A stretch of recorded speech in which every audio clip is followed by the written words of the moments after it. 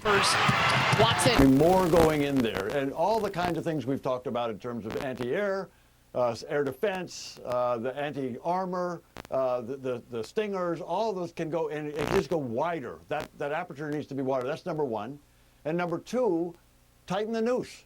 There are still sanctions that are not in place yet. There are Russian banks that are not cut off from the SWIFT organization, the SWIFT network. And there are members of the Duma who are not yet sanctioned. There are things we can do to increase the pressure, Wolf, on the Russians, and to increase the ability of the Ukrainians to stand off. You know, General Kimmett, all this comes as President Zelenskyy of Ukraine is warning that Mariupol is being reduced to ashes, his words. But still Ukraine refuses to surrender. Why is it so essential that Ukraine maintains control of this key city? Well, there are a couple of reasons. First of all, there's the geographical reason that it's their only access to the Sea of Azov. And as it looks like the next target is going to be Odessa, if they get both Mariupol and Odessa, they are not only cut off from the Sea of Azov, but they're cut off and they're a landlocked nation. Number two, there's a psychological effect of the surrender of Mariupol. If they show any weakness and they show that they are prepared to surrender, that might have a knock-on effect around the rest of the country, which might hamper or completely change the willingness to defend the large cities like Odessa and Kiev. You know, Ambassador Taylor, children fleeing Mariupol, they have been fired on. These are children. One Mariupol resident describes the situation as a living hell. Is that all part of the Russian strategy, punishing civilians, including children, to try to force them out? Wolf, it's horrible. It is just hard. Words can't express how horrible it is. General Kimmett's right. Mariupol is important. But the other thing about Mariupol is, even if the Russians eventually do take it, they will have alienated the entire country. They will have indicated, they will have created a martyr city, and they will benefit the morale of the Ukrainian people. Yes, indeed. You know, and General Kimmett, the ground fight, almost a stalemate based on everything we're hearing, but could that actually force Putin to wage an even more brutal war? You know, Wolf, I don't agree that it's at a stalemate. I think that the Russians continue to soften up Mariupol with rockets, missiles, and artillery. They are making progress in flattening the city and getting it to a position where they can send their troops in with a minimum of casualties. Street fighting, urban fighting is horrible at its best. It's only done better on a relative basis if all of the buildings are knocked down and all the civilians are out. So I would not for a minute say it's at a stalemate.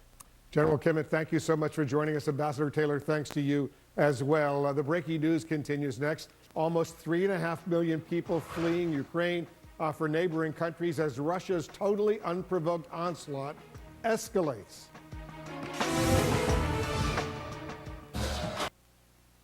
Outlook. Being positive is so important. Because it's hard sometimes for me. Right now the tie is 10 inches long, but when we make it longer to 12 inches... And to be part of our own democracy, to respect each other's rights and views, to see that we are not a nation of 300+ million silos. Instead, we are a nation that must re-embrace the simple principle that unites us as Americans, and that is that our country is so much bigger in what unites us than what divides us.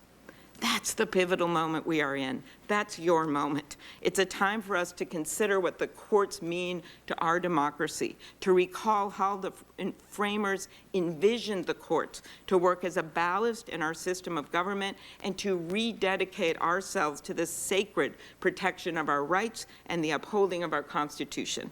So as we move forward with these hearings, let us be grounded in the central role of the court and the Constitution in our democracy, of what it means to our system of government that we can never take for granted, and how we must always be vigilant that it is serving the people.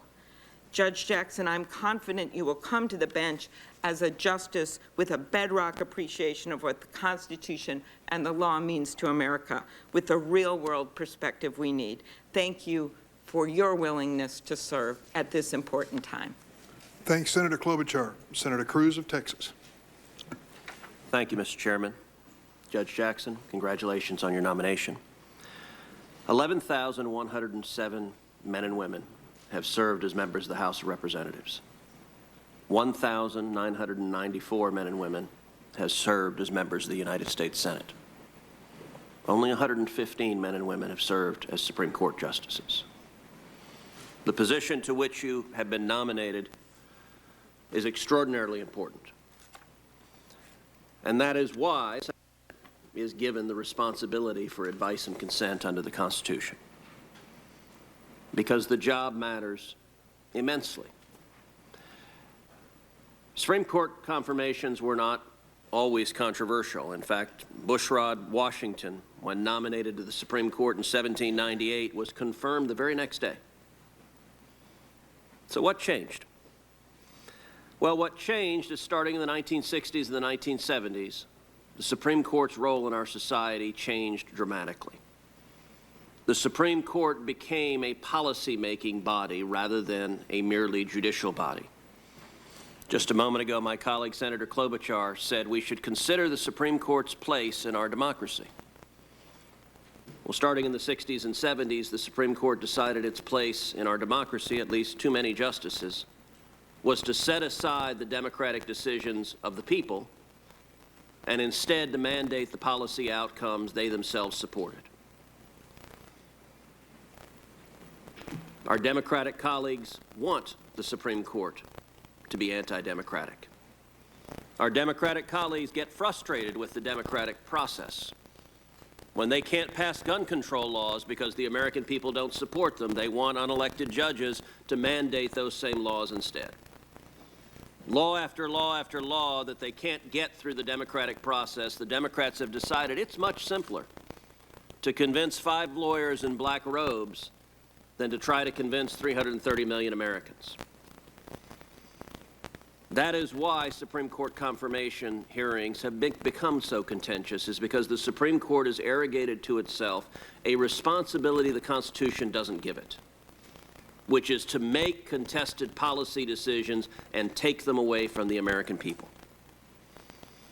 Now, what should this hearing be and what should it not be? Well, you've heard a number of members on the Republican side of the aisle quite clear on what it should not be. This will not be a political circus. This will not be the kind of character smear that sadly our Democratic colleagues have gotten very good at. And it's important to note, a couple of years ago I was doing my weekly podcast and I was on with a noted liberal intellectual who made a comment something to the effect of, well, both sides do this. Both sides smear Supreme Court justices. And I was forced to laugh out loud and say, look, I understand that's a pretty good talking point. It just happens not to be true. It is only one side of the aisle, the Democratic aisle, that went so into the gutter with Judge Robert Bork that they invented a new verb, to bork someone. It is only one side of the aisle that with Justice Clarence Thomas was so reprehensible that, as the president who nominated him, President George Herbert Walker Bush, wrote at the time, quote, "What's happening to Clarence Thomas is just plain horrible. All the groups that tried to beat him up on abortion or affirmative action have now come out of the woodwork. They are trying to destroy a decent man. This is an ugly process, and one can see clearly why so many good people elect to stay out of public life." As Justice Thomas observed in that hearing, what happened there was, to use his words, a high-tech lynching.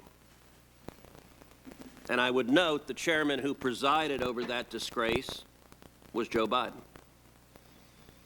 And then most of the members of this committee remember the confirmation hearing of Brett Kavanaugh, one of the lowest moments in the history of this committee,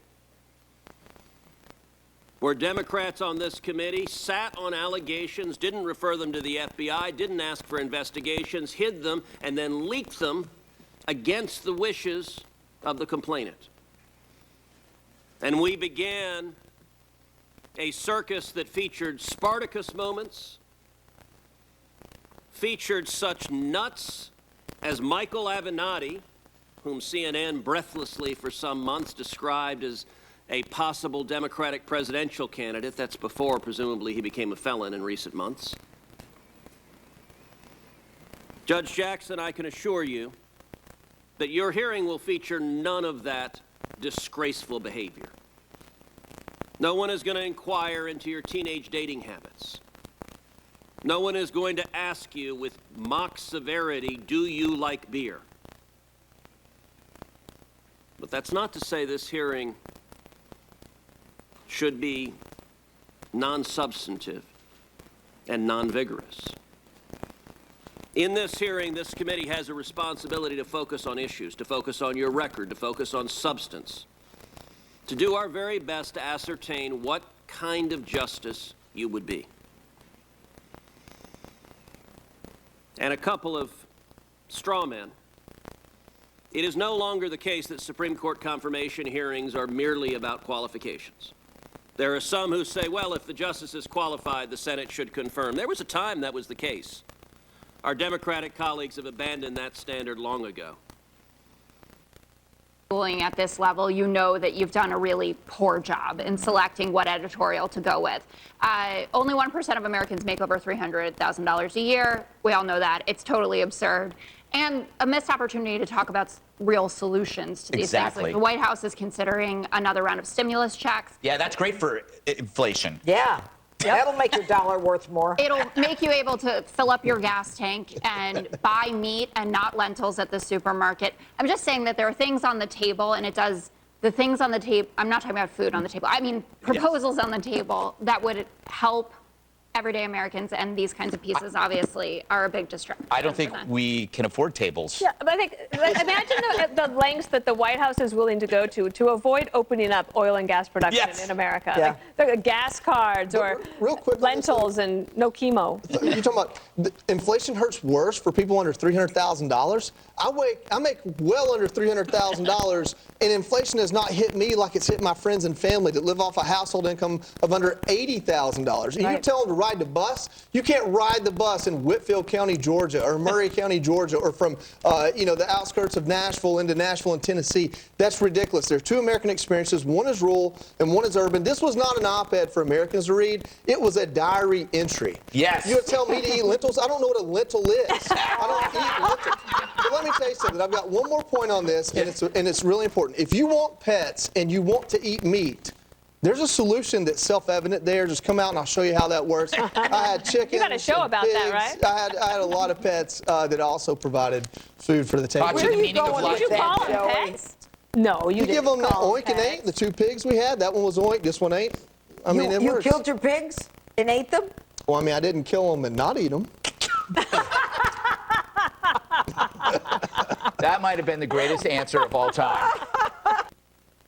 To stop the count of death toll, the Russian body count, the accurate reporting that's coming out of the country in cities like Mariupol. Today, the Associated Press has a riveting account of the last journalist inside Mariupol, and I just want to read an excerpt from that. He talks about this is Mstislav Chernov. We reached an entryway, and armored cars whisked us to a darkened basement. Only then did we learn from a policeman why the Ukrainians had risked the lives of soldiers to extract us, the journalists, from the hospital. If they catch you, they will get you on camera, and they will make you say that everything you filmed is a lie, he said. All your efforts and everything you have done in Mariupol will be in vain. We were the last journalists in Mariupol. Now there are none. This idea that you can either kill, disappear, or otherwise undermine the truth is a hard thing, I think, for a Western audience to really understand, given the freedoms of the press here in the United States. But it seems like Putin is able to do so with remarkable efficacy, that he can just tell his people, those are all Western lies, and they will accept it. I think a lot of people do not understand the depth of mistrust that Russians, especially older Russians, have for the West. Yeah, absolutely. I was in Chechnya in the 1990s, and this is exactly what happened. It was impossible for Russian journalists, even very brave Russian journalists, to say much about the war in Chechnya. And now we're seeing it again. That story you mentioned, Alex, is truly, truly powerful. These are two Ukrainians working for the Associated Press in Mariupol, and they were there, really the only last two international journalists for the last 3 weeks or so. That many of these extraordinary photos and stories that we've seen has been the work of these two reporters. They were able to continue getting their work out, and to get out, they said finally they knew they were being hunted or tracked by the Russian forces, and the Ukrainian forces helped them get out. As they drove out, they said they had to go through 15 Russian checkpoints, fearing all along the way that they could be stopped and detained. And finally, when they hit the 16th checkpoint, it was Ukrainian soldiers, and they made it to safety. But the risk they went under just from incoming Russian fire, in addition to the Russian forces actively looking for them as their stories were getting out and telling the story. And again, they said that we know that there's these hundreds of kids at this art school that was bombed. We're not getting any details. They said they can't go there. Nobody's been able to go there and really provide a true accounting. Yeah, the work of journalists in this conflict in particular has just been staggering. There have been 4 journalists that have been killed since the invasion began. Our panel is staying with us. Coming up next, what President Biden is hoping to achieve when he travels to Europe this week for face-to-face meetings with NATO allies. That conversation after a quick break. What are you recommending for muscle? That into a brand new cookbook. So Laurel Lather is joining us to talk a little bit about this new release. Glad to have you with us this afternoon. Well, thank you. Good to be here. So what first inspired Nostalgic Feast? Well, it all came about from obviously owning the restaurants for so many years. And when COVID hit, it kind of changed everything. Part of the restaurant for me was it became so difficult. You're struggling with the supply chain and to wear a mask or not to wear a mask. And one of the things for me when people entered through the door, the biggest joy for me was to see the smile on their face. And I was the person that always hugged everybody when you came through the door, wanted you to feel very at home. So when all this happened, it just changed the whole feeling about owning a restaurant anymore. And at that point decided that we would up our retirement a little bit sooner and just go out and start enjoying life. I'd always wanted to do a cookbook. So now I had the time to do it. Now you got the time to do it. And so this isn't, I guess, per se a typical cookbook, but can you explain what it is that it actually is that you're trying to portray here? Yeah, the book is unique for a couple of different reasons. First of all, it's not just page after page of recipes. The thing that was most important to me was always the customers and the community that we had built within the restaurant. And this was a dedication to them, along with all their favorite recipes. It's dedicated to certain people, the people that inspired them, the people that did research with me to make them. So it's full of pictures and stories. So you have 158 recipes, plus all the stories that go along with it. And it starts from my very first time cooking with my grandmother to what it was like to go through COVID, and then finally accept the fact that you had to, that you decided to close the business, and now what was going to come forward from that. So it takes you on quite the journey. And can you talk a little bit about your journey for culinary, the practice of culinary arts? Can you talk about how that kind of came to, and you opened this whole business up, this whole career on cooking, but kind of tell us how that all got started. Well, and it really got started with my grandparents. They had a fishing resort in Wisconsin, so started cooking and loving food right from the beginning. Eventually wanted a change and decided to leave Wisconsin and came here to Sioux Falls and fell in love with the downtown area. And actually Carol Pagonis was one that just was a big promoter for me and just said, you got to start your own. I was working for the Sioux Falls Brewing Company at the time. And she said, start your own business, start your own. So she pushed me into it, and falling in love with the downtown community, it was just like I wanted to do more and more. So we kept building from just a small little shop to the market down in the Harvester building, a 2-story event center. You know, we sold wines, gourmet groceries, everything. Well, this is something that you can also get your hands on pretty soon. I mean, this has already been published. Yes. So how can people go ahead and get themselves a copy? And I am traveling around doing different book signings and things. Actually, this weekend on Saturday, I'm going to be out at Looks Market and doing an event there. And you can get it online at nostalgicfeast.com. And we mail them ourselves, small production, so somebody that wants them autographed, we can certainly do that for them. And then we're also down at Plum's Cooking Company and Juliana's Boutique. Okay, well, thank you so much again for popping on here to talk a little bit about this, and hopefully something people can get their hands on pretty soon. We appreciate you joining us. We'll be right back after this.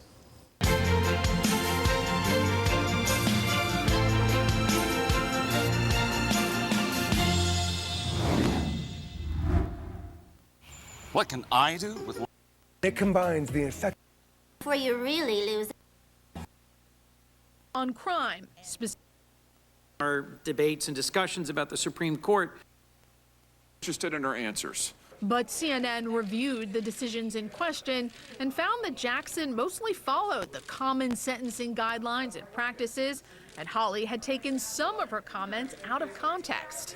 Trust me, we'll get her on the record because there's a big story to be told that Holly is leaving out.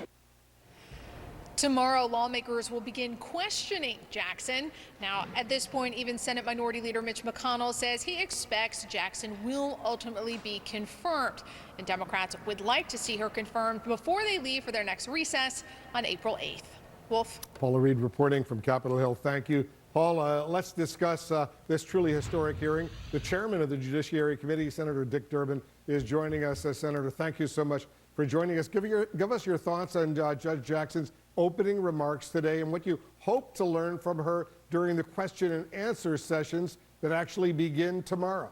Well, think about it. If you were a nominee and you sat through an entire day of people saying nice things and not so nice things and had no opportunity to respond until an opening statement, which is kind of generic in nature.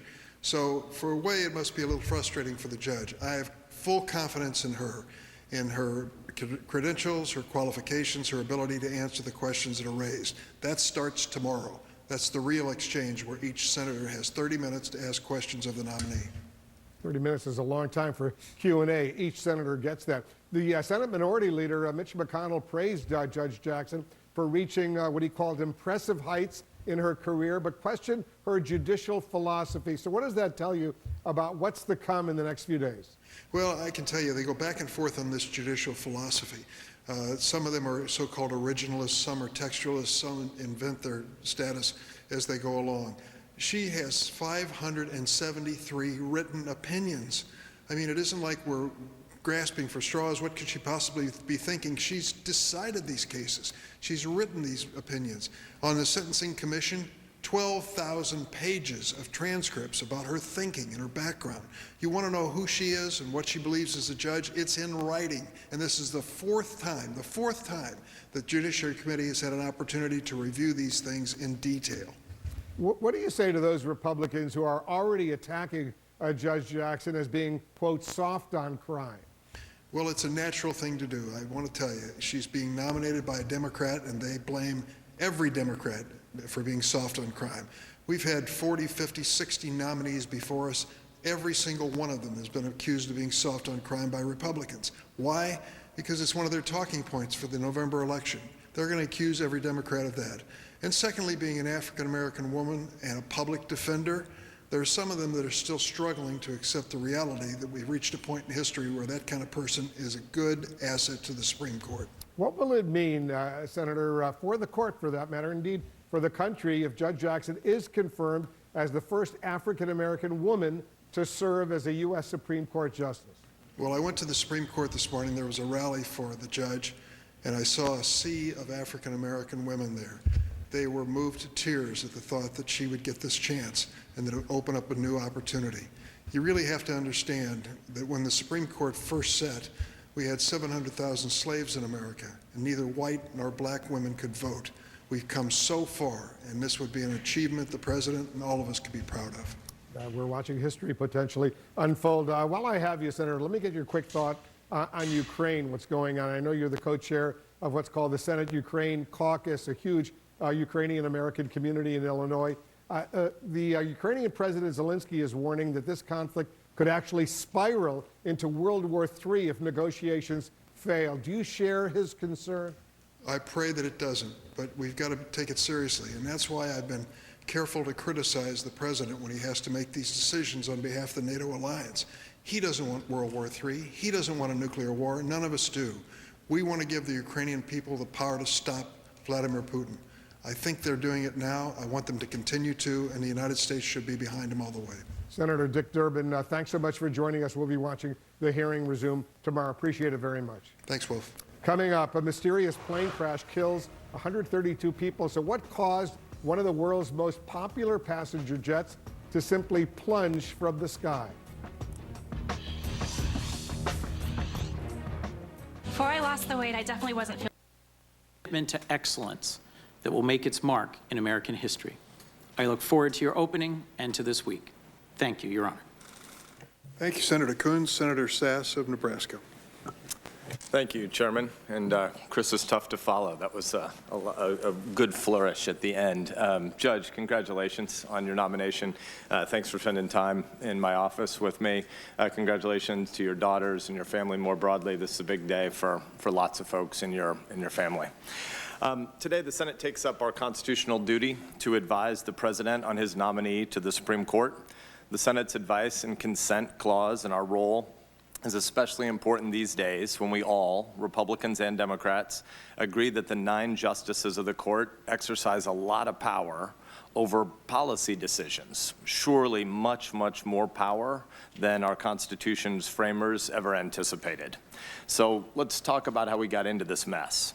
We're here in part because of decades and decades of recklessness by all 3 branches, not just one, but by all 3. Congress, the Article I branch, fails to carry out our tasks responsibly and regularly. Rather than make tough policy choices, we pass incredibly vague laws and then just push the details on down Pennsylvania Avenue to unelected bureaucrats in the Article II branch. Then the head of the executive branch, meanwhile, whichever party he or she comes from, grabs more and more power with their pens and their phones. And finally, the Supreme Court, at the top of Article III, tends to overstep the bounds that the Constitution sets on judicial power. The court has ignored restrictions on its authority, inserting itself into policy debates that are supposed to be entrusted exclusively to the 2 political branches. And what do we mean by that? What do we mean when we say Articles 1 and 2 are political? It means that the people are in power over Articles 1 and 2, but not in the long term over Article 3. The men and women in Article 1 and Article 2 are supposed to be answering directly to the American people, and importantly, the American people get to hire us or get to fire us every 2, 4, or 6 years. But rather than honor the roles given to each branch, activist judges usurp the powers given to Articles 1 and 2, which Articles 1 and 2 were complicit in this overreach. Many years of corroding our constitutional order have contributed to the polarization and the viciousness that are poisoning our politics more broadly. We all know that our civic health and our civic life is not healthy, and as was mentioned at the beginning of the hearing, it's at least good that this one got kicked off without a bunch of yokels having to be arrested and carried from the room. When Chairman Grassley tried to speak a couple years ago at one of these, it took like an hour to get started. That kind of nonsense, the theatrics that happen at these hearings, are because of a broader problem. As textualists and originalists have sought to return the court to its historic role, the Supreme Court nomination process has been increasingly punctuated with not just those theatrics, but also with lots of personal attacks. That's not what this process is supposed to be. This process is supposed to be a careful, thorough investigation of a nominee's record to help the Senate make an informed decision on a nominee's fitness for a lifetime appointment. That's why these hearings are supposed to be different, not because people act like jackwagons, but because the people before us, nominated by the president, are potentially going to serve for a lifetime. That office, as Supreme Court Justice, is incredibly important, yet it's also carefully circumscribed precisely because it's a lifetime responsibility. But we know that it's been a long time since this process has worked like that. Instead, this is often a staging ground for nasty, evidence-free personal attacks. We started down this road of character assassination in the 1980s with Judge Bork's hearings, and senators have been engaged in disgusting theatrics ever since. The most recent Supreme Court nominee was subjected to repeated accusations that were nothing more than unfiltered religious bigotry against her. The nominee before her was accused of serial rape, aided by members of this committee. If this process were conducted in good faith, Miguel Estrada and Janice Rogers Brown might well be on the Supreme Court today, but their opponents lied and bullied rather than accepted principled minority judges. We've gotten so used to this kind of bullying that 2 years ago, the current Senate Majority Leader stood on the steps of the United States Capitol and screamed threats against 2 sitting justices of the Supreme Court that they would, quote, reap the whirlwind if they ruled in a way that didn't align with Chuck Schumer's political preferences. That's weird. We should all be able to pause and say, that's weird. That kind of behavior shouldn't happen. This process is broken, but it's a product of a broader brokenness in the erosion of our constitutional structure. A lot of people are willing to take a sledgehammer to the structure if it offers them a quick political win, and it's no coincidence that as more of us embrace an ends justifies the means philosophy of our jobs, which are supposed to be jobs of public trust, our politics becomes uglier, more brutal, and more pathological. Well, we have an opportunity today to do something different, and we can demonstrate that the Congress can carry out its constitutional duty responsibly without a lot of that past ugliness. Judge Jackson has served for the last 9 months on the prestigious U.S. Circuit Court of Appeals for the D.C. Circuit, and before that, you spent 8 years on the D.C. District Court. She has a long record of public service and a long roster of colleagues and friends who will testify to her professionalism. The President believes that she should have a lifetime seat on the Supreme Court, and it's the job of this body to evaluate that recommendation on its merits. So what should we be looking for? We should start with judicial philosophy. The Senate should have a good sense of the principles that will guide a nominee's decision-making on the bench. A robust and thorough judicial philosophy can help us understand how, when faced with difficult or unprecedented decisions, as the court occasionally is, and I would just like to compliment Senator Coons a minute ago mentioning that a huge, huge share of decisions that come out of the Supreme Court are actually 9-0. They just tend to not be the ones that make the headlines, but they're incredibly important, and the public trust that we need to restore. Go.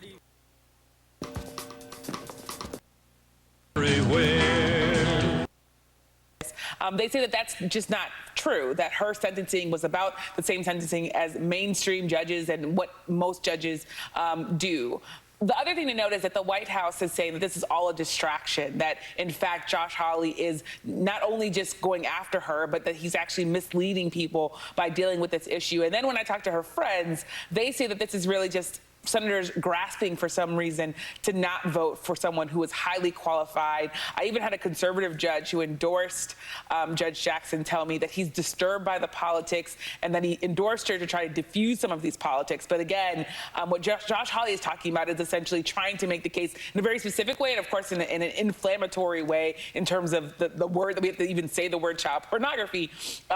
He's in some ways, I think, critics of him would say that there's also some attention getting there, that someone who wants to be president is trying to get our attentions and making us having to even say those words. Yeah, Josh Hawley is not known to be someone who diffuses tension. I believe we can all remember his fist pump on January 6th. I do wonder, you know, because there are so many would-be presidential candidates in the field of Republican senators who are going to be questioning her, how much this is just showboating effectively for sound bites ahead of their inevitable campaigns, and whether that's the transient nature of that actually keeps it like maybe above board, or do you actually think that there's the potential for this to get legitimately ugly?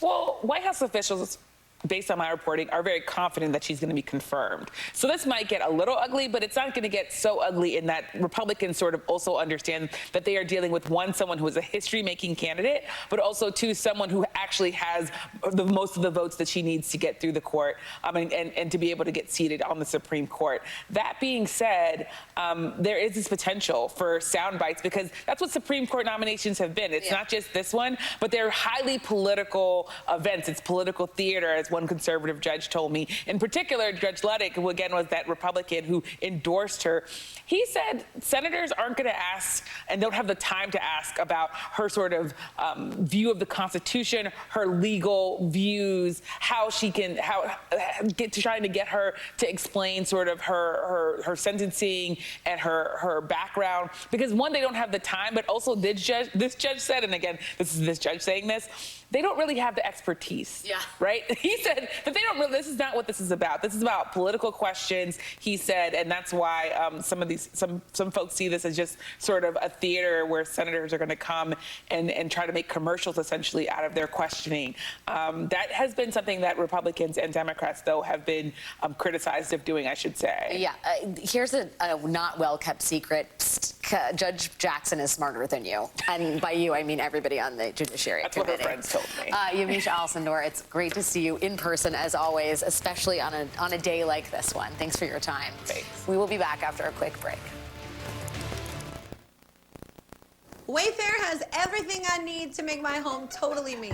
Sometimes I'm a homebody. Can never have. Take a listen here.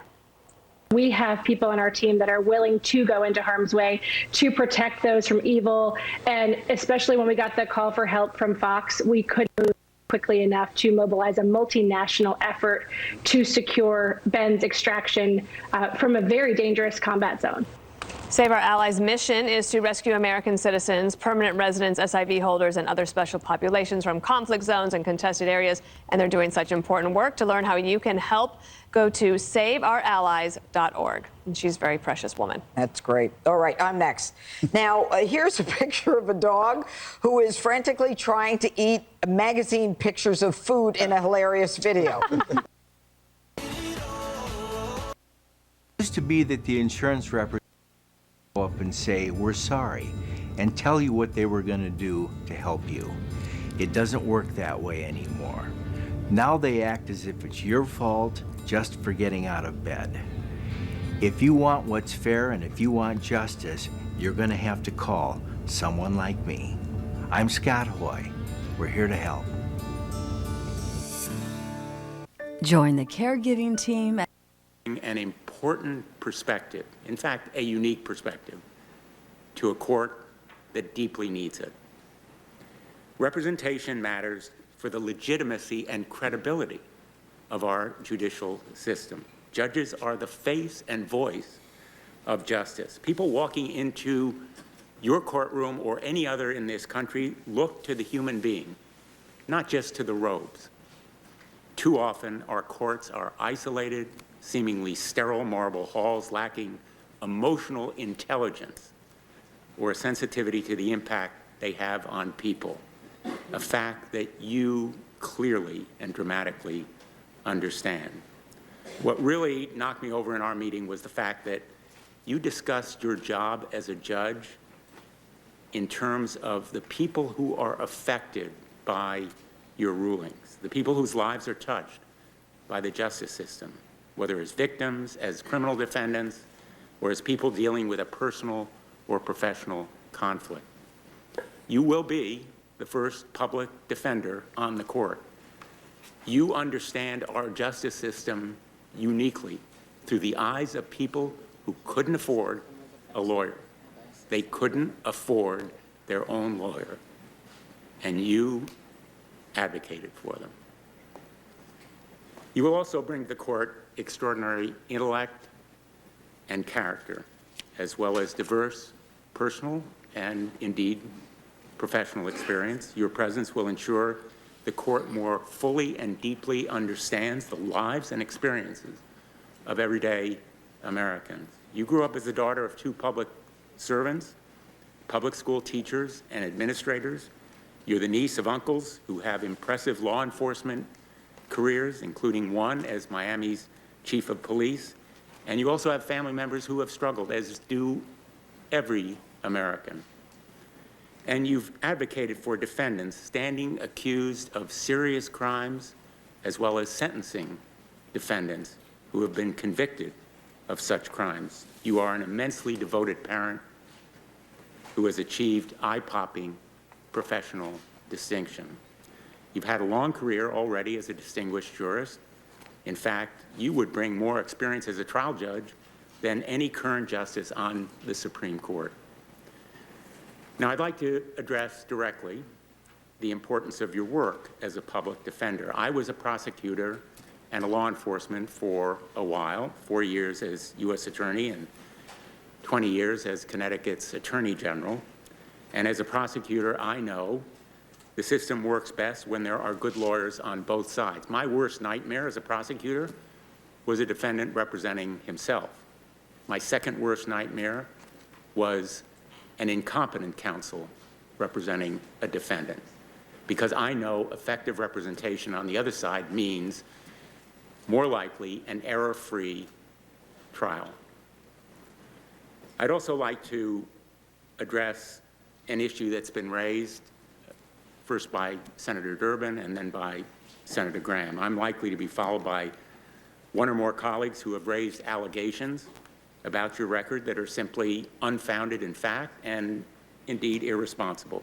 They're unproven and unprovable. They're simply false. One of the first lessons that you learn as a prosecutor is never to promise a jury evidence that you don't have. There is simply no evidence to support these unfounded attacks. In fact, a commentary in the National Review cited by Senator Durbin said about those allegations, they are meritless to the point of demagoguery.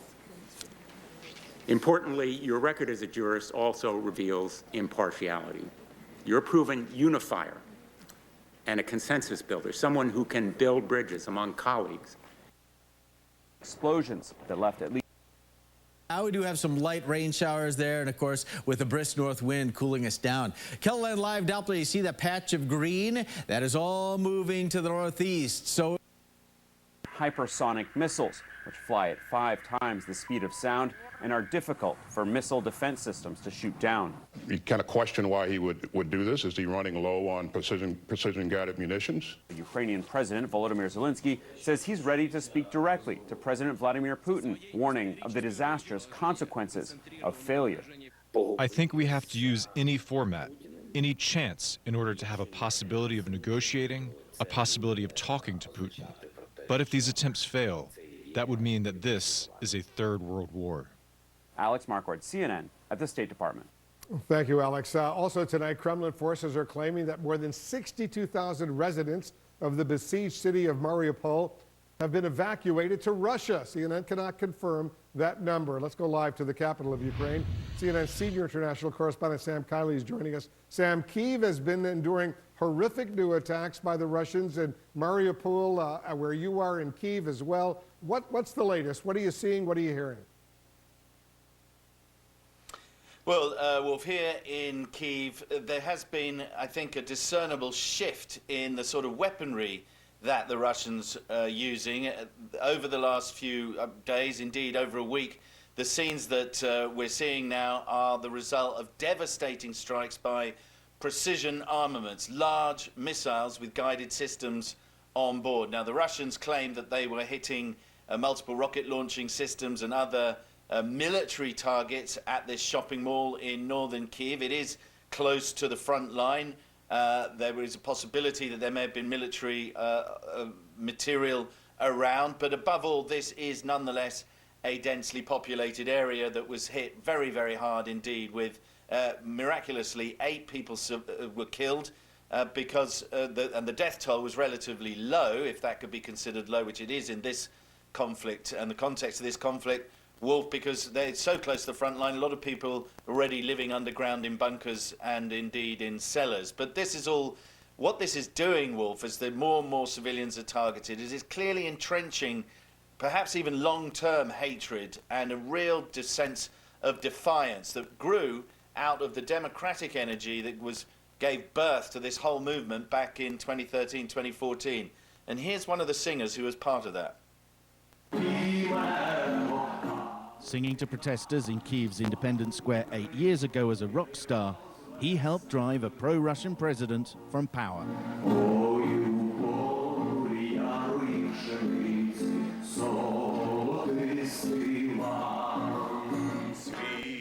Now the lead singer of the band Mandry, Serhiy Fomenko, is in uniform, fighting Vladimir Putin's invasion the old-fashioned way.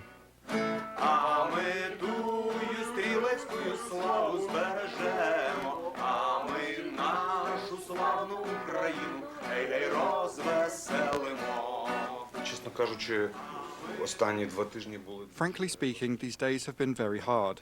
I have a guitar, but I haven't been playing. Also, the last 2 weeks have been really difficult because the enemy was trying to surround Kyiv, so there was no music.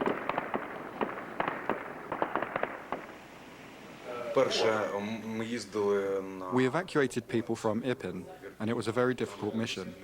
We also had tasks in and around the city to accomplish, but I can't tell you everything. This, though, speaks loud. Civilian homes ripped open. 3 million Ukrainians now refugees.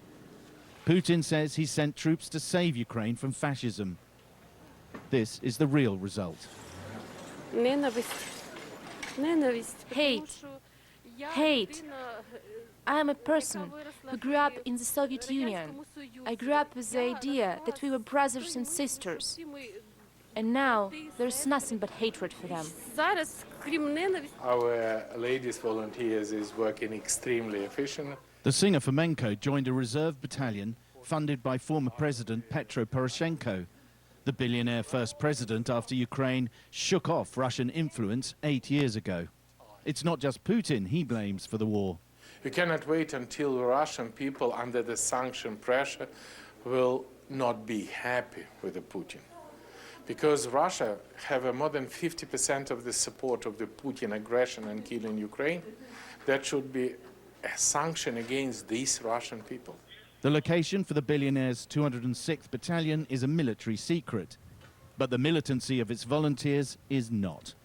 Democracies will always win. Maybe it will take longer than everybody expected, but Putin has chosen the path of Hitler, and we already know how Hitler ends.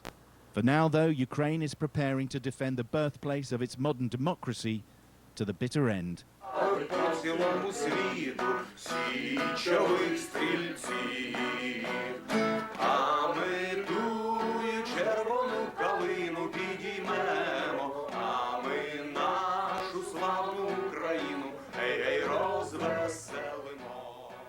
Now, Wolf, the hatred towards not just Putin, but the Russian people, I'm hearing time and time again, it's entrenching deeper and deeper in the soul, if you like, of the Ukrainians. I think that is going to contribute a great deal to the pressure on Volodymyr Zelenskyy, the president here, not to make any concessions in future talks. At the moment, of course, the talks are just talks about talks, Wolf. Your good point, Sam Kiley. Please stay safe over there. Thank you very much. Over at the White House, President Biden is warning of evolving intelligence, his words, evolving intelligence suggesting that Russia could conduct cyber attacks against the United States. He's also preparing for his high-stakes trip to Europe for a NATO summit on the war in Ukraine this week. Let's go to our chief White House correspondent, Caitlin Collins. Caitlin, the president's trip this week will be one of the most consequential of his presidency.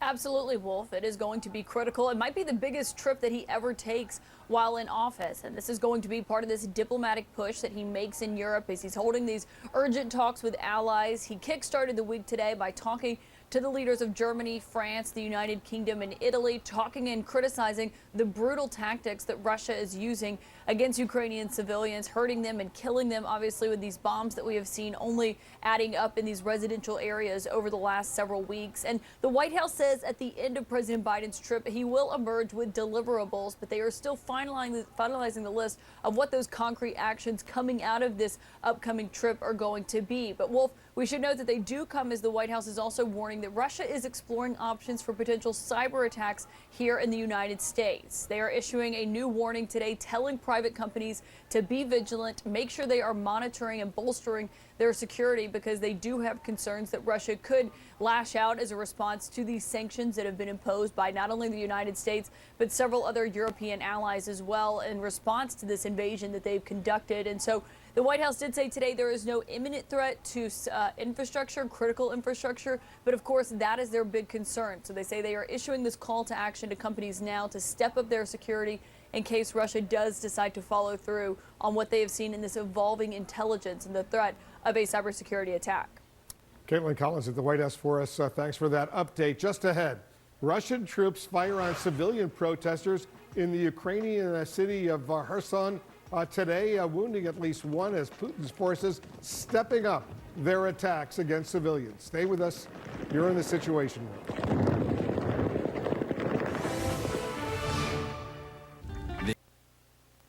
But some of us are looking at the bridges, 57th and Western. Clipped. And I mentioned at the coldest periods, we might get a few flakes of snow mixed in.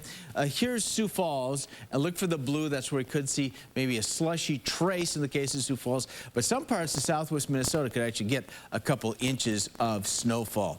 Otherwise, the rest of the area is going to be quiet with lots of cloud cover. Lows tonight, upper 20s to the low 30s. Sioux Falls, the rain may get a few flakes of snow mixing in tomorrow morning and again tomorrow night. The rest of the area, just the strong north winds. Our highs tomorrow in the mid-40s to the low 50s. We've got a pretty dry rest of the week and the weekend as well. We'll tell you more about that in just a few minutes. Thank you, Jay. Back in South Dakota after winning big in Texas. We'll take you to the Welcome Home Parade for USD. Plus, two business owners are turning their attention to the medical marijuana industry, the challenges they're running into. Ahead in 5 Things to Know at 5. your tax dollar. Now looks kind of cute. Accomplished, and I suspect has a coherent view and explanation and a set of thinking, way of thinking about this that I look forward to hearing. And I think she deserves the chance to talk about it. I think the American people deserve the chance to hear her answers. So they're my concerns, Judge. They're the cases. I imagine there'll be others that we can talk about on other subjects, but I'd like to talk about those so you know exactly where I'm coming from. Thanks again for giving me the time a few weeks ago. Congratulations again. I look forward to finally hearing from you tomorrow. Thank you, Mr. Chairman. Thank you, Senator Hawley. Certainly the judge deserves to be heard on that type of a charge. Senator Rono. Thank you, Mr. Chairman. Judge Jackson, aloha to you and your family and all of your friends. I also note that there are members of the U.S. House here to support you, as well as members of the public. So aloha to all of you. Congratulations, Judge Jackson, on all that you have accomplished throughout your life and career. I realize that a lot of your background and experiences have already been cited, but there are things that are worth repeating, so I'm going to repeat some of them. You were the national champion in speech and debate as a high schooler. You have undergraduate and law degrees from Harvard, each with honors. 3 clerkships in federal court, including one at the Supreme Court for Justice Breyer, whom you have been nominated to replace. You have an accomplished career as a lawyer at the trial and appellate levels, both in private practice and as a public defender. 2 stints at the U.S. Sentencing Commission, including as vice chair. 9 years as a federal judge, first in the D.C. District Court and currently in the D.C. Circuit Court. And now you've been nominated to the United States Supreme Court. I have enjoyed reviewing your record and getting to know you over the past few weeks. And now the American people will get to know you over the course of this week.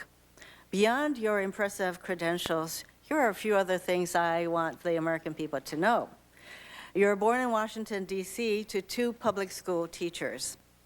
You moved to Miami, Florida at a young age, so your dad could go to law school. And you were inspired to pursue a career in law by watching your dad study for his law classes at the kitchen table. You first considered attending Harvard, a thought that hadn't previously entered your mind after attending a speech and debate competition on the Harvard campus during high school. And then you thought, this is possible. You've been confirmed 3 times by the Senate, all on a bipartisan basis. First to the Sentencing Commission, and later to be judge on the D.C. District Court and the D.C. Circuit Court. You're the 2nd generation in your family to go to college and worked extremely hard to get to where you are today. You are a wife and mother of 2 children. Clearly, your life and your career have more than prepared you to serve on our nation's highest court, which is why it is no surprise that there is broad consensus across the political spectrum that you are an eminently qualified and fair person to serve on the Supreme Court. As former Fourth Circuit Judge Michael Luddick, a George H.W. Bush appointee, said, you are, quote, as highly credentialed and experienced in the law as any nominee in history, end quote. In history, that's over 200 years. 23 attorneys general said Judge Jackson is a highly qualified legal mind who has been at the forefront of the legal field for decades and will serve our nation well as the first Black woman to serve on the U.S. Supreme Court. A group of law enforcement officers from across the country said, quote, Judge Jackson brings a depth of character, public service, and judicial service that leads to but one conclusion. She is eminently qualified to serve on the Supreme Court of the United States, end quote. You are an accomplished jurist, having issued nearly 600 opinions that demonstrate a clear, even-handed approach to the law. You have sided with workers, with employers, for and against the government, for prosecutors, and for criminal defendants. Former D.C. Circuit Judge Thomas Griffith, a George W. Bush appointee, summed it up best when he said, you, Judge Jackson, quote, will adjudicate based on the facts and the law and not as a partisan, end quote. Having reviewed your record, I strongly agree with this statement. But you are not just extremely qualified to serve as a Supreme Court. Your nomination is, of course, an historic one. The Supreme Court has existed for over 233 years. And of the 115 justices in the history of the Supreme Court, only 5 of them have been women, only 2 have been Black, and not a single one has been a Black woman. This is a court that has decided cases that have had sweeping effects on everyday life, as a number of my colleagues have pointed out, including decisions that have solidified rights for the LGBTQ plus community, decisions that have empowered women, that have strengthened unions, and more. But this is also the same court that has, throughout the course of history, upheld slavery, Jim Crow laws, and the unlawful internment of Japanese Americans. For over 233 years, the individual making decisions that have altered the course of this country have almost exclusively been white men. It's pretty remarkable when you consider the power that this court has and the historical lack of diversity of the people who exercise that power, the justices. But instead of celebrating the long overdue diversity Judge Jackson would bring to the court, some of my Republican colleagues and public figures have attempted to undermine your qualifications through their pejorative use of the term affirmative action. And they have implied you were solely nominated due to your race and not for other factors. Apparently, some have even claimed that you need to show your LSAT scores to determine whether you are a top legal mind. This is incredibly offensive and condescending. Let me be clear. Your nomination is not about filling a quota. It is about time. It's about time that we have a highly qualified, highly accomplished Black woman on the Supreme Court. It's about time our highest court better reflects the country it serves. It's about time that Black women and girls across the country can finally see themselves who look like them sitting on the highest court, making decisions that will impact their lives. And they will know that it is possible for them to do the same. one cannot overstate the importance of representation. Your experiences and your background as a trial judge, a public defender, a mother, a black woman, and so much more provide you with a uniquely different perspective than any of the 8 other justices on the court. Like your mentor, Justice Breyer, I know you will engage with the other justices, both liberal and conservative. You are a consensus builder to share their perspectives, challenge their views, and shape the court's direction for the better. With the personal and professional diversity you bring, you will expand the experience and knowledge of the Supreme Court, and the decisions the court makes will be better as a result. Before I end, I also wanted to mention I was so glad to hear you reference Constance Baker Motley during your introductory press conference at the White House. Constance Baker Motley was an icon of the civil rights movement. As a lawyer for the NAACP Legal Defense Fund, she helped craft the argument in Brown v. Board of Education that finally put an end to separate but equal. She was the first black woman to argue before the Supreme Court, ultimately arguing 10 cases before the court and winning 9, including the case that allowed James Meredith to enroll at the University of Mississippi. She became the first black woman appointed as a federal judge, serving on the Southern District of New York for 20 years. And in a world free from discrimination, she may have been the first black woman to sit on the Supreme Court some 50 years ago. As you said at your press conference, you stand on Judge Motley's shoulders. I have no doubt there will be a generation of young girls who will stand on yours. I also have no doubt that you will respond forcefully to some of the allegations that have been lodged against you, Judge Jackson. I congratulate you and your family on this historic nomination. I look forward to hearing from you this week. Mahalo and aloha. Thank you, Senator Hirono. Now we're going to break and return at 2:05 when you will hear this, and we're back in business. In the meantime, thank my colleagues, and I particularly thank the judge for her patience.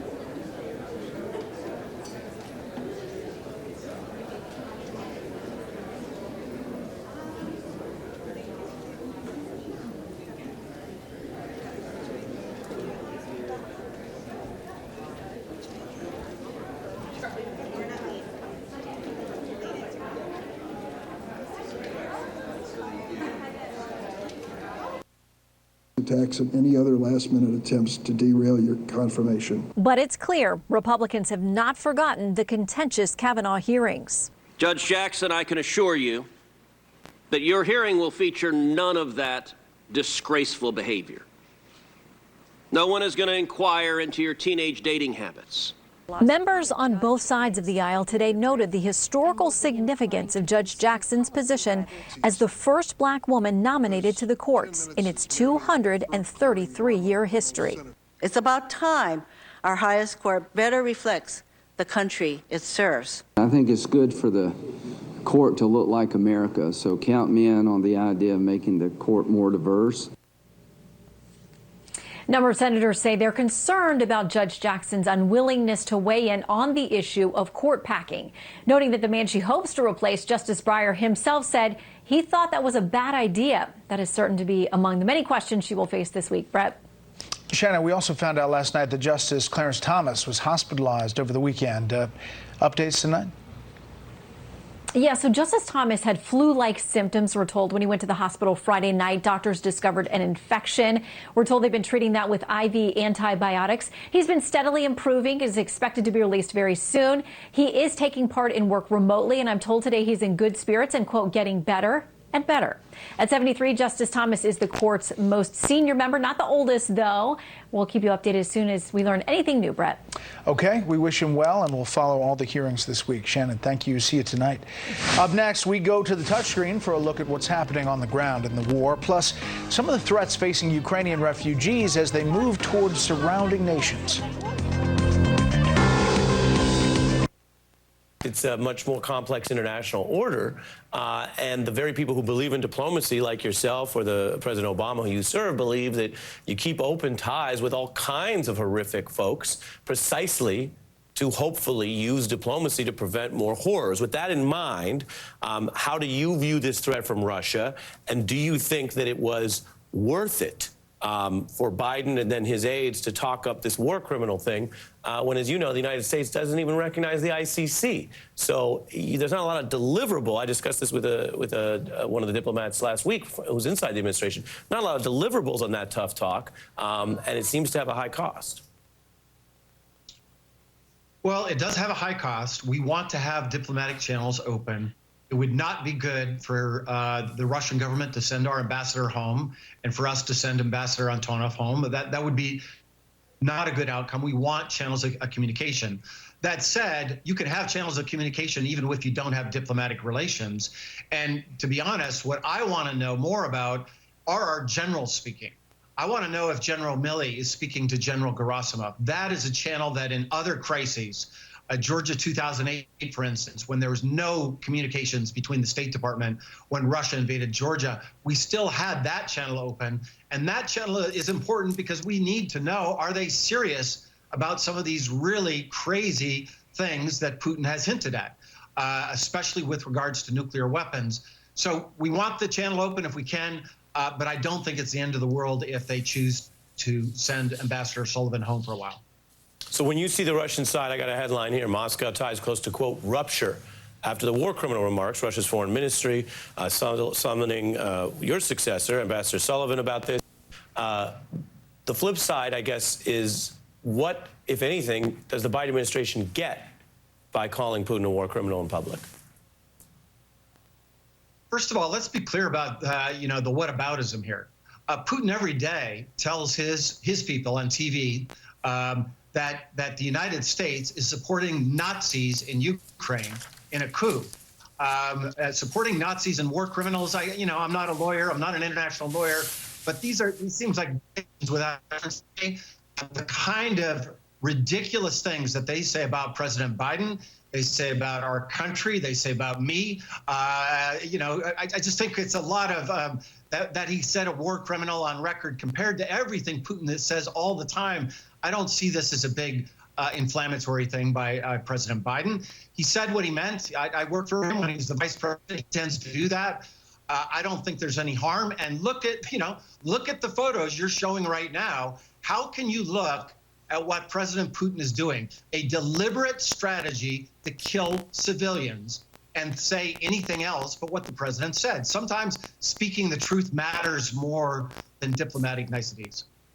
Yeah, I think you make a very clear case, especially for those who are looking at this, comparing the words, because they literally are calling the Jewish leader of Ukraine a Nazi. So as you say, they have zero credibility whatsoever. The other nuance I'm offering, again, for your analysis, our viewers have come to rely on you given your experience. The other piece, though, that I'm emphasizing is, of all the ways to go about it, Biden is using international legalistic terminology that this administration and the last one, so neither party in this country, in our U.S. diplomacy, has endorsed international law, ICC-style tribunals. So it's sort of like, where is this headed, or was he just speaking out of pocket? That's the nuance I'm sharing. I have one other thing to ask you, but I'll let you respond to that beforehand if you want. Well, I think you raise a good point. It is not leading to any conclusion. precisely for the reasons you just described. I think it's rhetorically and symbolically important, but is it an actual accusation, an indictment by the president? The president doesn't have the right to indict anybody. And most certainly, I don't believe it's in our national interest to seek an indictment right now, because at one point, hopefully in this war, President Putin will have to negotiate with President Zelenskyy. I'd remind you that we did that with Milosevic. The Dayton Accords, he was an interlocutor in that negotiations, and we want to have that option open. You know, the ultimate goal here, in my view, for the United States and for any country in the West or any country that cares about humanity, for goodness sakes, is to end this war. And so every policy that achieves that goal is the ones that should be pursued, and those that don't advance that goal are ones that should wait for later. Copy, and you lay that out with great precision. The final item is this headline here, really disturbing from the New York Times when you look at the other possibility. If it's not a stalemate, as we discussed, they compare, for example, what a siege looks like. One of the largest urban battles of the century, the Times reports, was the 9-month siege of Mosul in Iraq to oust what were then the Islamic State occupiers. That's 70 square miles with a wartime population of under 1 million. The Times analysis here notes that's a fraction of the numbers for Kyiv, the pre-war population over 3 million. How concerned should everyone be that if there is not a stalemate or some other off-ramp, this is a multi-month siege of Kyiv that the Russian military is considering? It's my worst nightmare. That's exactly what I worry about. It will go on forever. President Zelensky's made it very clear he's not leaving, and that means the soldiers that are defending him will fight every corner, every floor of every building. And we know that these kinds of wars can go on a long, long time. One of the most moving events I did as ambassador, Ari, was I went to the 70th anniversary of the Battle of Stalingrad. And the Battle of Stalingrad was also one of these horrific wars. 2 million died that were fought street to street, sniper chasing soldier. And that appears like it could be an outcome. I hope there's a settlement before it gets to that. Understood, and we wanted your perspective on that. Ambassador McFaul, tough times, always appreciate you making time for us, sir. Glad to be here. Thanks for having me. Appreciate it. Coming up, we turn back to America, and we have two very special guests. Republicans floundering on some of those attacks on Biden's pick. The real clash begins tomorrow. But CBS's Jan Crawford will start us off. Good evening, Jan. Well, good evening, Nora. You know, today we really got a preview of what we can expect the senators to ask her over the next 2 days. And then we heard from the nominee as she talked about her life, her family, and she promised, if confirmed, to be independent. Do you affirm that the testimony you're about to give before the committee will be the truth, the whole truth, and nothing but the truth, so help you God? I do. Promising to carefully follow the law, Judge Ketanji Brown Jackson told senators she would decide cases without fear or favor. I have dedicated my career to ensuring that the words engraved on the front of the Supreme Court building, equal justice under law, are a reality and not just an ideal. Surrounded by friends and family, Jackson thanked God and her parents who grew up in the segregated South. My parents taught me that unlike the many barriers that they had had to face growing up, my path was clearer, so that if I worked hard and I believed in myself in America, I could do anything or be anything I wanted to be. She also singled out her husband and 2 daughters. Girls, I know it has not been easy as I've tried to navigate the challenges of juggling my career and motherhood. But I hope that you've seen that with hard work, determination, and love, it can be done. The Harvard and Harvard Law School graduate and federal appeals court judge is now poised to be the first black woman on the Supreme Court. And Democratic senators in their opening statements focused on history being made. We're a living witness to the fact that in America, all is possible.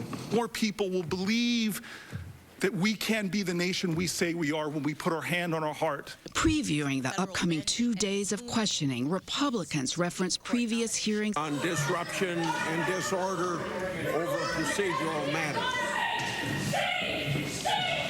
For conservative Supreme Court nominees. Engaging in the politics of personal destruction is not something we should ever aspire to. And vowed they would focus on her record. It's going to be about your philosophy. With some suggesting those showed an extreme liberal philosophy and soft on crime. Prosecutors recommended 24 months in prison. Judge Jackson gave the defendant 3 months in prison. Jackson sat silently for more than 4 hours of the senator's opening statements before delivering her own. If I am confirmed, I commit to you that I will work productively to support and defend the Constitution and this grand experiment of American democracy that has endured over these past 246 years. And Jan joins us now. So the other big news involving the Supreme Court is how Justice Clarence Thomas is doing. What are you learning? Well, I mean, Justice Thomas was hospitalized Friday night with flu-like symptoms, but doctors confirmed it was not COVID-related. He does not have COVID. He's being treated for an infection, and he's expected to be released in a day or two. Of course, it's always concerning when a Supreme Court justice is hospitalized. He's the longest-serving justice, but people who are close to him tell me that he's going to be fine. He's going to be fine. All right, Jan Crawford, thank you. Well, now to Ukraine, where the war shows no signs of slowing after Ukrainian troops refused a Russian demand to surrender the southern port city of Mariupol. The Pentagon now says it's seeing clear evidence of war crimes by Russian forces. CBS's Imtiaz Tayeb is in Lviv. Good evening, Imtiaz. Nora, good evening. Despite the dire warnings, President Zelenskyy remains defiant, saying he's refusing to allow any Russian soldiers to occupy any Ukrainian city, despite the horrific damage we've seen. Before dawn, a raging inferno after Russian forces targeted a shopping center in the heart of Kyiv. As the sun rose, the devastation was clear to see. The mall is now in ruins, with rescue workers still desperately searching for survivors. To the south, in the strategic seaport of Mariupol, more carnage, this time on a scale unlike anywhere else. An estimated 90% of the city's buildings have been damaged or destroyed. And yet, Ukraine rejected Russia's demand to surrender the city at dawn. This video purportedly shows Ukrainian fighters shooting at what appears to be a Russian tank. But as the street battles rage on, residents continue to suffer unimaginable horror. For the living, there's little food, no power, and scarcely any medical supplies. And for the dead, some still lie in the streets, while others are buried in shallow graves by the side of the road. Despite the horrors being inflicted across Ukraine, Russia's invasion has largely stalled in what's being described as a bloody stalemate. But that hasn't stopped Moscow from ordering its troops to storm residential buildings. Amid unconfirmed reports, Ukrainian citizens are being rounded up and sent to Russian territory against their will. In Kherson, which is under Russia's control, pro-Ukrainian protesters shouted and waved flags as Russian troops fired stun grenades and gunshots to try and disperse the crowd, injuring some. In the western city of Lviv, we met the Vorodzanska family, Roman, Svetlana, and their children. Once a typical middle-class family, now bloodied and bruised after traveling by road for 5 days to escape Mariupol, which she calls hell on earth. Hell is when you don't know if you'll be able to take your next breath, she says. Hell is when everything is burning, not just the buildings, but when the ground is burning. Svetlana injured her head in a car accident while fleeing Russian strikes, which have now completely destroyed their family home. What is your message to America and to President Joe Biden? Please give us weapons. Give our country even just a small chance to survive, she says. Please help us. Tonight, 10 million Ukrainians have been displaced since fighting began, with over 3.5 million now refugees abroad, making this the worst refugee crisis Europe has seen since World War II. Nora. Imtiaz Tayeb, thank you. President Biden is headed to Brussels this week for a series of high-stakes meetings with American allies. The leaders are expected to discuss imposing further sanctions against Russia. The White House today warned that Moscow could be preparing potential cyber attacks in retaliation for those sanctions. CBS's Major Garrett joins us now. Major, I understand the president addressing this just tonight, this cyber threat with top business leaders. What did he say?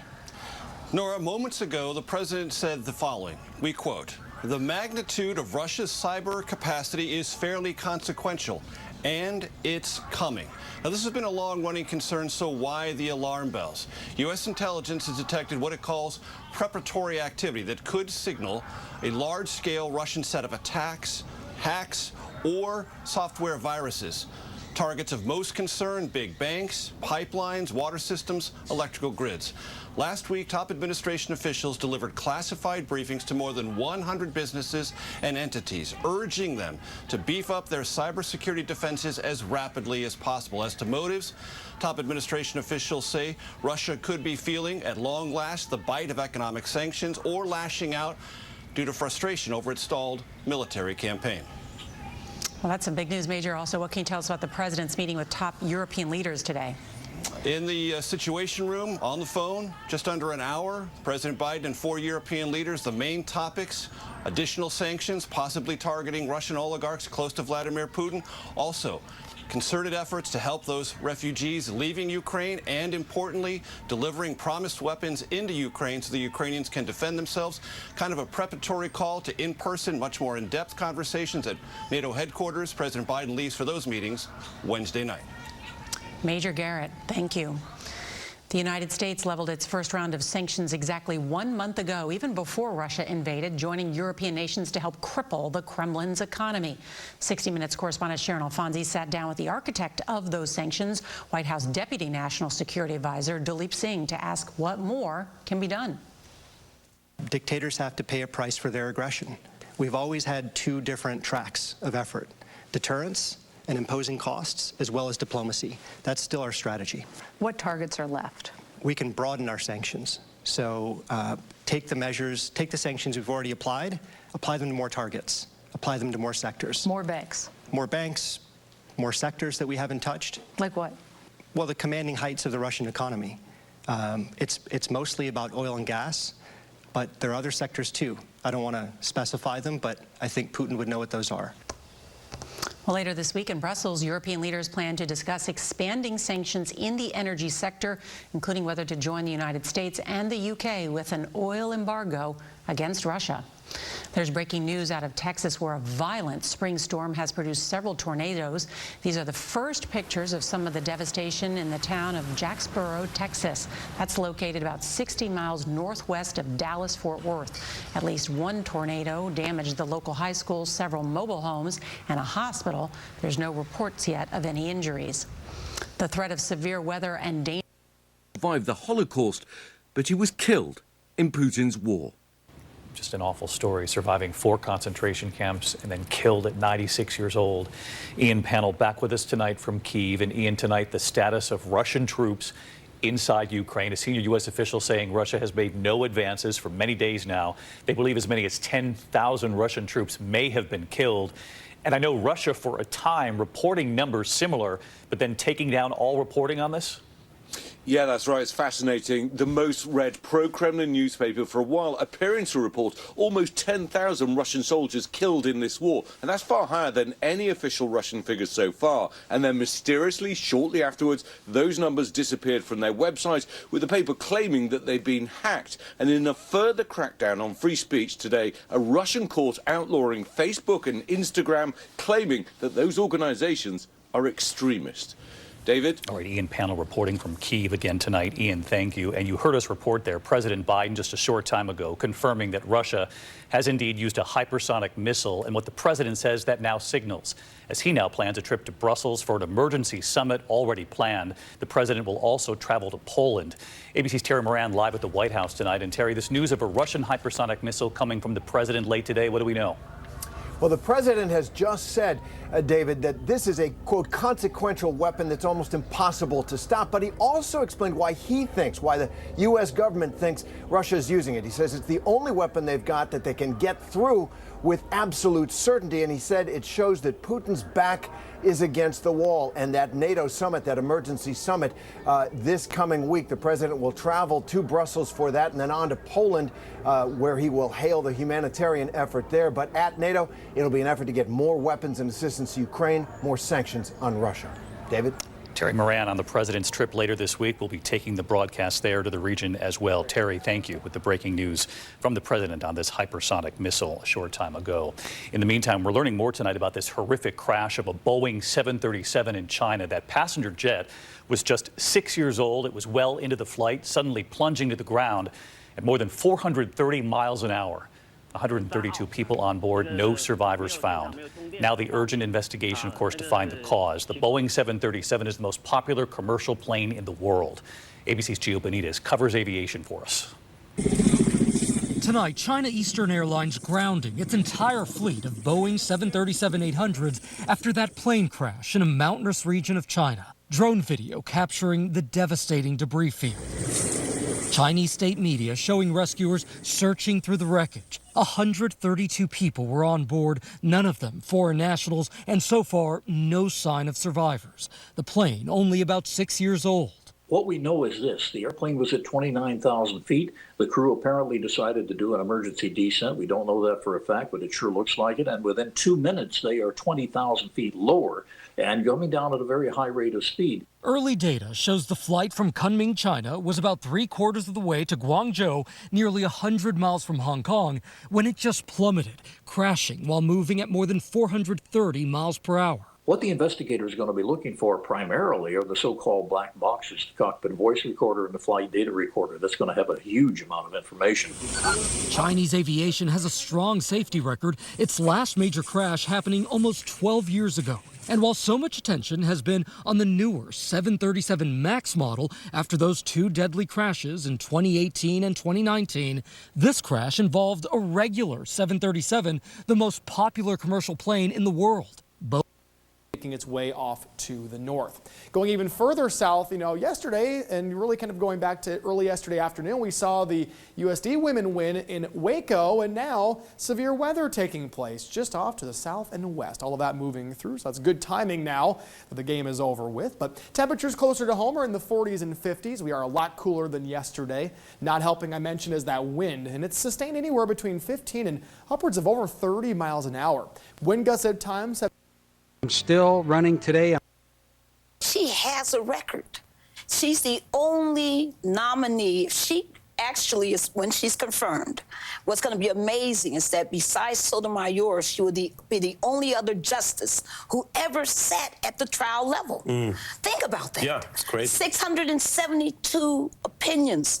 She's the only person, 572, who's ever done that. So I think that it's very important that when they start this kind of attack, her very presence contradicts it. Her very record contradicts it. They can't really go down this trail because there is no trail. So they're just, stepping out into the wilderness, stepping out into the darkness. But I do think that, she is so strong, so brilliant, so well composed, so in this moment ready, that she is going to make them look even more ridiculous than they look right now. But how do you feel? Which is hard. I never get a sense of how you really feel. We're out of time. Last time she got about 53 votes. How many votes do you think she gets? I think she gets about 53, 54 this time. I agree. There you have it. An excellent panel. In person tomorrow's going to be a big day. I want to thank both of our esteemed guests, Michael and Barbara. Up ahead, we have an update on the war and these attacks on protesters. Stay with us.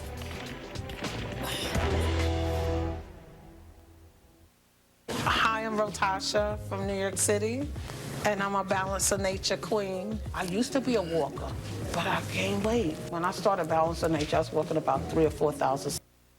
Questions. And at that point, Wolf, Ketanji Brown Jackson will likely be pressed on her record as a federal public defender, also as a member of the U.S. Sentencing Commission, and her near decade as a federal judge. Wolf? Jessica Schneider reporting for us. Thank you very much. Joining us now to discuss this truly historic hearing, Senator Cory Booker of New Jersey. He's a key member of the Judiciary Committee. Senator, thanks for joining us. During your remarks earlier today, you highlighted the history-making nature of Judge Jackson's nomination and the significance of diversifying the federal courts. Tell us why that's so important. I mean, this is not normal. We've had 115 Supreme Court justices in the history of our country. 108 of them have been white men.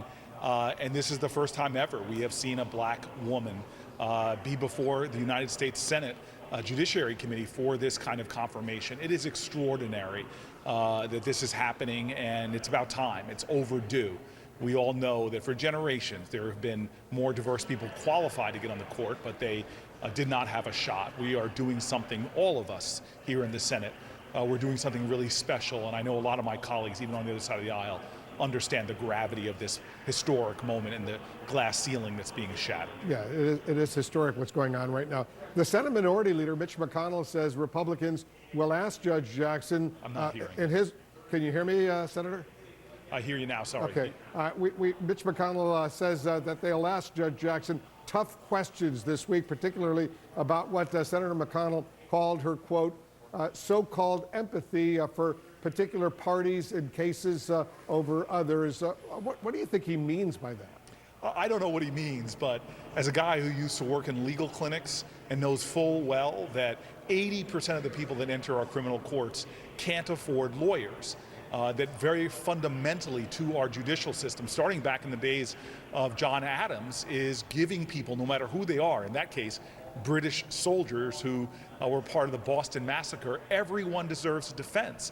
And so those people who step into that role, that is not a career, fast-moving career path like prosecutors often have to the bench. She became a public defender because she believes in the fundamental ideal of our nation that everyone deserves a vigorous defense. And I respect her for that. I honor her. And what's exceptional is that she will be the first person on the Supreme Court ever to be a public defender. Finally, we have someone who has that kind of experience and that kind of empathy gained from that experience on the Supreme Court. As you know, Republicans are ramping up their attacks on Judge Jackson as being supposedly soft on crime. How do you respond to that line of criticism? Well, I think you just look at the people that are endorsing her. Are you soft on crime if the Fraternal Order of Police, the largest police union in the country, is endorsing you? Are you soft on crime if the International Association of Chiefs of Police, one of the largest police organizations representing chiefs of police, her endorsements come from the right and the left, judges appointed by Republicans and Democrats. When she was on the Sentencing Commission, she joined with the majority. Sometimes she actually joined with Republicans against other Democrats. She's been an extraordinarily tough and fair judge. These attacks don't hold water, especially compared to the law enforcement leaders that are supporting her. And her herself and her family has a lot of police officers. That's the nature of who she is. Very quickly, while I have you, a quick question on Ukraine, because you said on the Senate Foreign Relations Committee, President Zelenskyy says a key city is being, quote, reduced to ashes. What more can the West do, the NATO allies, to help Ukraine hold on? Well, there are ongoing efforts right now that are pretty considerable to see NATO joining together to make sure that Ukraine has more of the capabilities that they need to defend against this horrific efforts by Putin. What he is doing amounts to me to war crimes. It amounts to me of the sort of the ugliest type of invasion, the type of which we saw during World War II. And so I'm grateful, as in conversations with colleagues today, about our continued efforts to support the Ukrainian folks in alliance with other Western nations. This is horrific what we're seeing, but we are pulling together and investing, from the United States perspective, billions of dollars to support the Ukrainian defense. Senator Cory Booker, thank you so much for joining us. Appreciate it very much. We'll have more news right after this. Thank you. Cracked windshield? Make it easy and schedule with SafeLight, because you can track us and see exactly when we'll be there. I have a few more minutes. Let's go. That's service that fits your schedule. Go to SafeLight.com. SafeLight Repair, SafeLight Replace. I may have moderate to severe rheumatoid arthritis. Or psoriasis. They have, because you've seen the strength and resolve and resilience of the Ukrainian people and their patriotism. The dance school is in a Chicago neighborhood officially called Ukrainian Village. When we visited, even American kids were rallying, fighting for these children. They're our anchor of hope. They are our light. They remind us of what our purpose is. Adriana Diaz, CBS News, Chicago. Everyone is trying to help. We'll be right back. This portion of the CBS Evening News is sponsored by United Healthcare Medicare plans. Get Medicare and new roads. Nutrients to support immune health.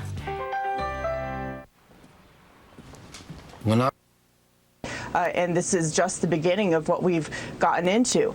The other question that we have now is what the White House said today, is that the president warned that the United States could come under a cyber attack from Russia. And if you look at what NATO has said recently about what that would mean for Article 5, they say a cyber attack significant enough could trigger Article 5. And so we're not just in the situation of just Ukraine, we're also in the situation of how NATO would handle an attack that the president warned about today. And that likely is going to be a conversation at NATO headquarters. Britt, the Associated Press about China saying a U.S. admiral saying it's fully militarized the South China Sea. China has fully militarized at least 3 of several islands it built in the disputed South China Sea, arming them with anti-ship, anti-aircraft missile systems, laser and jamming equipment, and fighter jets. As we try to determine what exactly China's role is going to be with Russia, it's doing its own militarization in a very open area. Yeah, it is, and I think, a lot of strategists, I think, correctly believe that China is the greater long-term threat to the security of the United States, particularly as regards Taiwan, which is the source of a great deal of the chips and other technological equipment that is needed for our high-tech sector, which is vital to our economy, much more vital than anything, for example, that Ukraine would offer. So I think, that is the big, larger question. And one can only hope that Xi Jinping looks at what's happening to Putin with the bloody nose that Putin has gotten in Ukraine and thinks, my God, is this the kind of thing that could happen to us? I mean, if we attacked Taiwan and tried to simply absorb it, if Taiwan would fight, and Taiwan has a lot of fighting equipment and the will to fight. So let's hope that that Xi Jinping takes that lesson from what's happening with Putin in Russia and not some other lesson. There's also the lesson of Iran, Leslie. The Iran Supreme Leader is still on Twitter. Our former president is not on Twitter, but the Iran Supreme Leader is on Twitter and tweeted out one of the sweetest events in 1400 AH was the Americans admitting they suffered a humiliating defeat in their maximum pressure policy against Iran. Other events took place in the world, too, all of which showed the correctness of the path of the Iranian people against arrogance. This tweet, as the U.S. gets ready to sign a deal that many experts are saying, Leslie, could be less than the deal in 2015, the Iran nuclear deal. And that's why I think you see pushback from both sides of the aisle on this, Democrats and Republicans. They're concerned not only will they get less from 2015 during the Obama administration, they're also concerned of the timing. Is now the time to do this, especially because any kind of a deal that would be struck now, and I'm in agreement with those people who are critical of this on the left, on my fellow Democrat side, because you could, in a sense, facilitate, millions or even billions of dollars that Vladimir Putin would have access to, doing business with Iran, nuclear business with Iran with this new deal. So I don't think this is the time to be revisiting this, and I know some of my fellow Democrats agree with me on that. All right, panel, thank you so much. We have all week to talk. Don't you worry. 2-369-369. A note that tomorrow morning around 9 a.m. Eastern Time, CBS News will have special coverage of the confirmation hearing of Supreme Court nominee Judge Ketanji Brown Jackson before the Senate Judiciary Committee. And a reminder, if you can't watch the CBS Evening News live, you can set your DVR and you can watch us later. That's tonight's CBS Evening News. And on this first full day of spring, we leave you with the cherry blossoms in full bloom here in our nation's capital. Good night.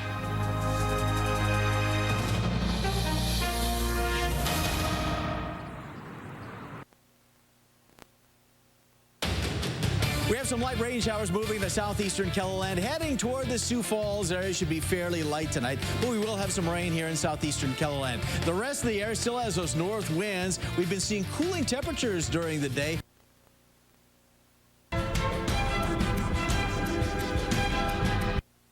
Mainly in eastern parts of our area, including Sioux Falls, and that's in the evening planner. Cloudy right now, some light rain moving in by 10 o'clock and staying on the breezy side. Meanwhile, in Aberdeen, a mix of clouds and sunshine, but mainly clouds. It's 44.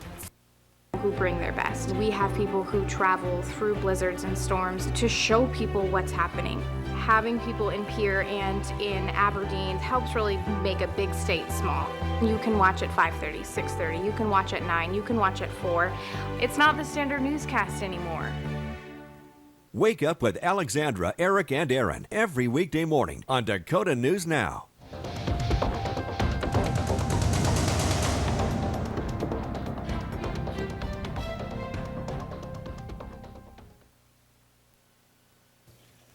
Tonight, Ukraine refusing to surrender as Russian strikes hit new civilian targets. The missile attack on a shopping mall in Kyiv. At least 8 people killed. Russian troops opening fire to disperse protesters in the seized port city of Kherson.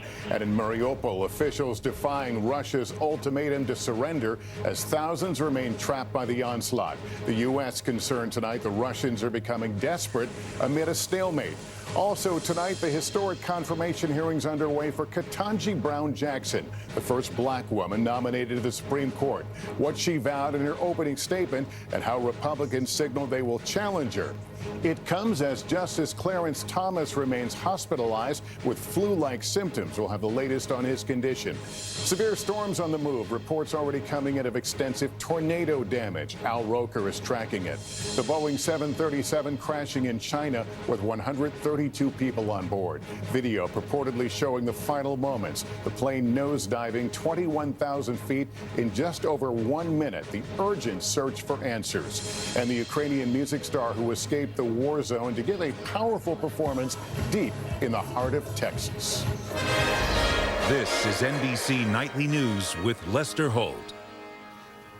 Good evening, everyone. Stalemate. That's how American officials describe the slow and deadly slog that the war in Ukraine has become. Tonight, the rubble of a shopping mall in Kyiv, providing more evidence of Russia's scorched earth assault on Ukraine's cities and its people. Its armored military advance on the capital barely closer than it was a week ago. Russia's superior aerial reach, however, striking and destroying dozens of buildings with devastating results. But it is a city of Mariupol that has become the symbol of this war and wanton destruction. Russia demanding the city surrender. The answer from Kyiv, no. Today, Ukraine's president rallying his people. While many are simply escaping the country, others, as you're about to see, are boldly standing their ground against the invaders. Richard Engel remains in Kyiv and has the latest. With Russia's advance slowed to what U.S. officials describe as a stalemate, its forces are unleashing more punishing bombardments on civilian targets. Rescue workers search for survivors after a deadly strike in Kyiv, this time on a shopping mall. More homes were also hit. Kyiv's mayor says more than 70 buildings have been destroyed. But despite the violence, or more likely because of it, Ukrainians are still turning out to challenge Russian troops. In Russian-occupied Kherson, new images show protesters refusing to back down until Russian troops opened fire, mostly in the air, to disperse the crowds. Kherson is a Russian-speaking city. Russia assumed it would fall easily. The besieged city of Mariupol is getting the worst of the Russian assault. Ukrainian officials today rejected a Russian demand to surrender the city this morning, even after a maternity hospital was hit and civilian shelters at a theater and an art school were bombed. Now, President Zelenskyy is preparing Ukrainians for even worse, playing an air raid siren, telling them not to be afraid, but to get used to them. Back in Kyiv, they're not waiting for the sirens to get into this bunker. These are foreign babies born to Ukrainian surrogates. Always down here now, trapped in this war zone, are 18 babies. they're well cared for. The bunker is stocked and clean. The anxiety that the biological parents must be feeling, knowing that their babies are here in a bunker in Kyiv, in a war zone, and they can't get to them, must be just excruciating. Antonia, a nurse, says we're giving them lots of love and taking care of their needs. What do you need right now? What would help you, the situation, these children? We ask for the war to stop, she says. We need help for the nightmare to stop. Antonia told me the nurses protect the babies and that the little angels protect them too. Russia this weekend claimed that it fired hypersonic missiles, their first known use in combat. They can fly multiple times the speed of sound. But tonight, U.S. military officials say they can't confirm it. Lester? Okay, Richard Engel tonight, thank you. And tonight, the brutality of Russia's siege of Mariupol is coming into sharper focus from residents who escaped and journalists who covered it, while Ukrainian authorities say people are being deported and sent to detention camps. Here's Gabe Gutierrez. It is a massacre of historic proportions, witnesses say. The bloody siege on Mariupol is putting Russia's brutal tactics on full display, choking off supplies to civilians, and leaving Olga, who asked us not to use her last name, choking back tears. She barely escaped Mariupol, dodging shelling and landmines. We were like blind cats, she says. We just took a gamble and left. Also out of Mariupol tonight, the two Associated Press journalists who documented the first horrors of the Russian invasion, including the bombing of a maternity ward. The doctors pleaded with us to film families bringing in their own dead and wounded. No one knows what's going on in our city, they said. In a new harrowing account, they described their escape. The Russians were hunting us. They had a list of names, including ours, and they were closing in. But Ukrainian soldiers were under orders to find and extract them first. If the Russians catch you, one of the soldiers said, they will get you on camera and make you say that everything you filmed is a lie.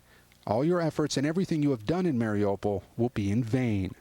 We also spoke today with Ukraine's deputy prime minister, who says Russian troops are rounding up residents and sending them to so-called filtration camps before they're deported to Russian-controlled territories. People are searched. They check telephones, documents, and personal belongings. They want to know whether this person is pro-Ukrainian. These people disappear. NBC News can't independently verify that. Russian state television claims evacuees are arriving in Russia willingly. That is an absolute lie. Analysts say Russia has used such tactics before during its wars in Chechnya. Olga told us she's now heard of people who've gone to the camps. We asked her why, and she responded with a question. If you thought your child would not survive the next half hour, is there any place you would not go? And tonight, Olga still has not heard from her parents. They're trapped in Mariupol. Lester? Gabe, thank you. While millions of Ukrainians have fled the country, many more are displaced within Ukraine.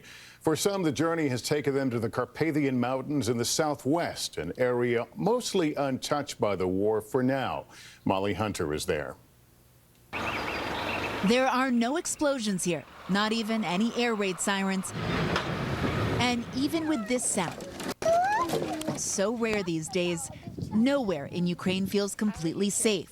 We have this feeling now, in particular, I have this feeling now that it was a nightmare, that it didn't really happen. That it just feels completely safe. Unreal, yeah. 38-year-old Oksana, her husband Eugene, and their girls, 4-year-old Marta and 5-year-old Kira, fled from Irpin 2 weeks ago. The most traumatic question I had from my kid is why Russians try to kill us. And I really don't understand why they want to kill us.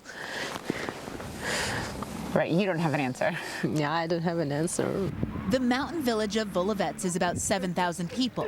No one really knows how many people have evacuated here. Some say several thousand. Oksana and Eugene estimate closer to 12,000. For centuries, the Carpathian Mountains have been a refuge for people fleeing war. No army in history has been able to take and hold this mountainous terrain. This is what's at stake in this war, and history is now repeating itself.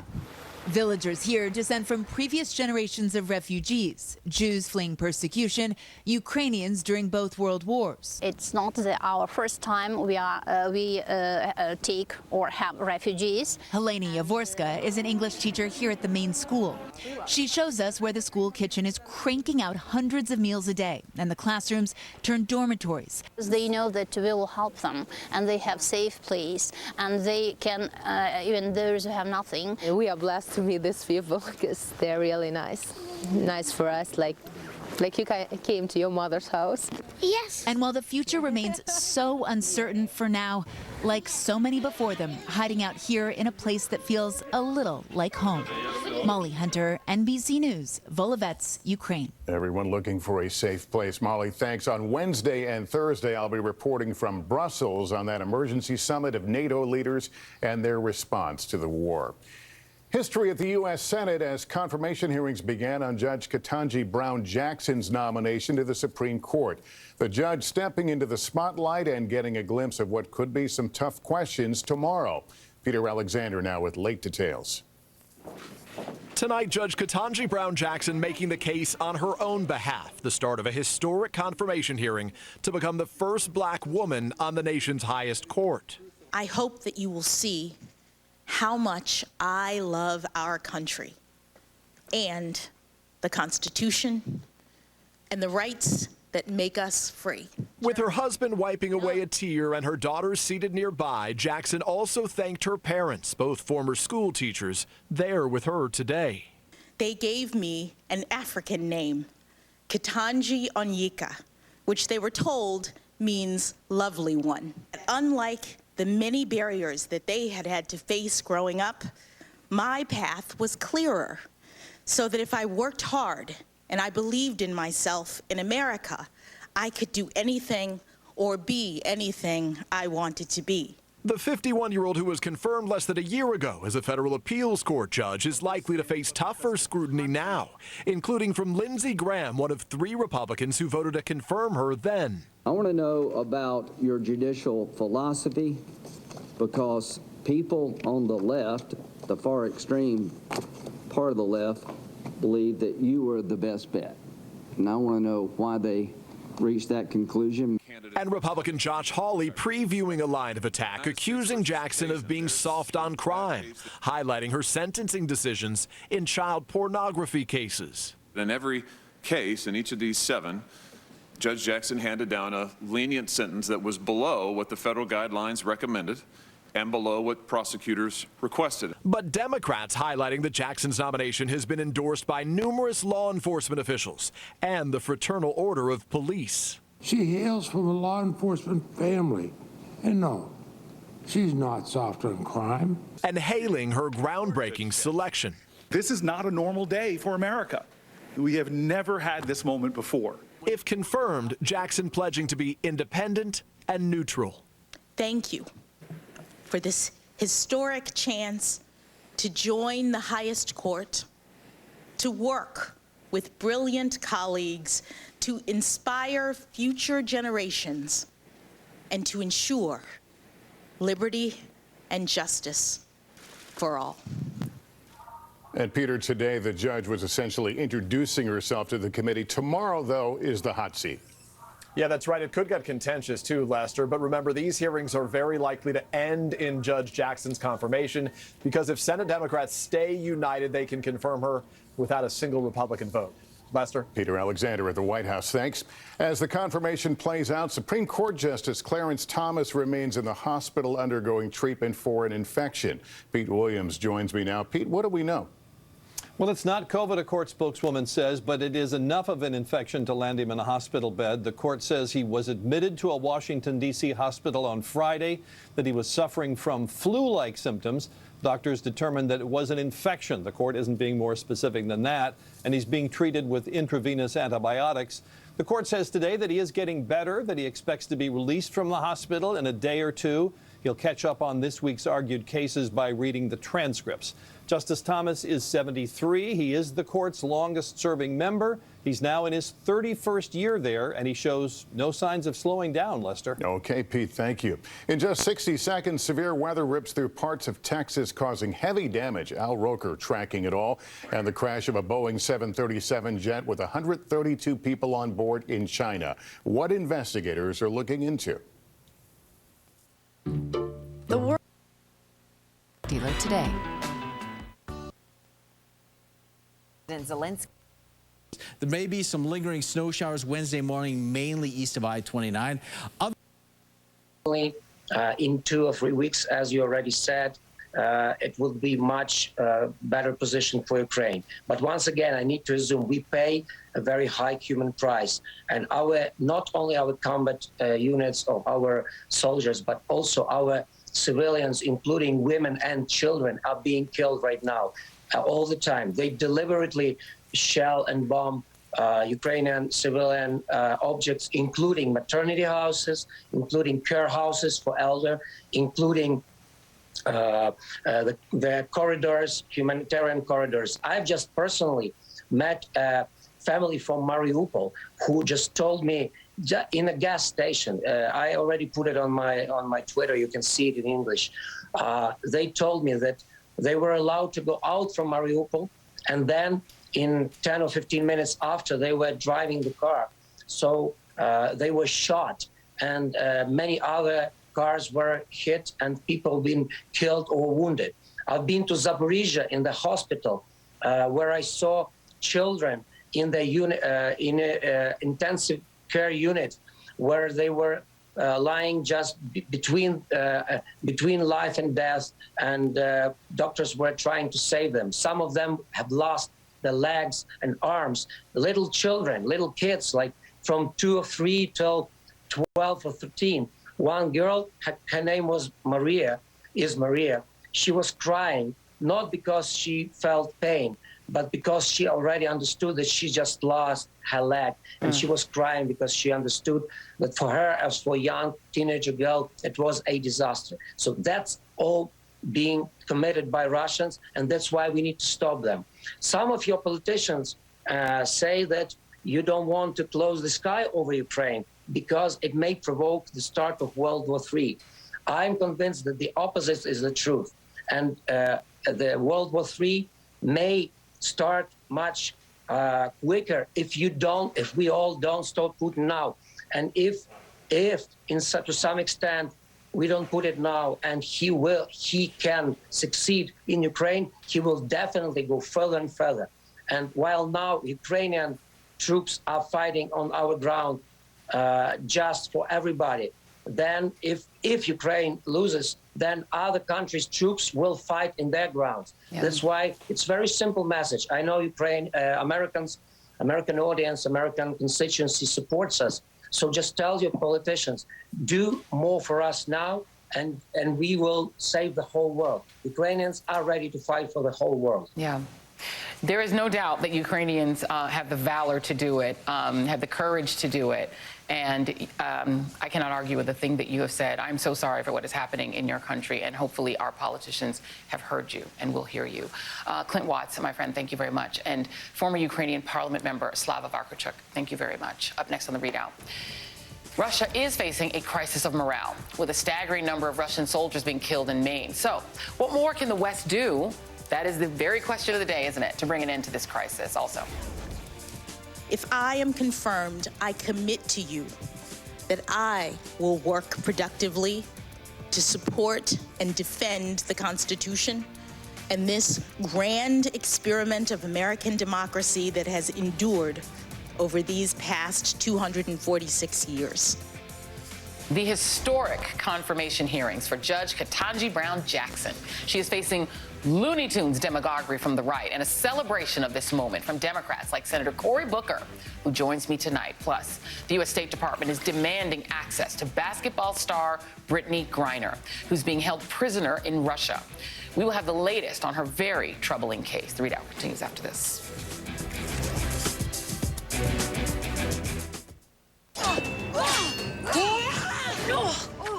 Had enough? No, arthritis. Here, aspirin.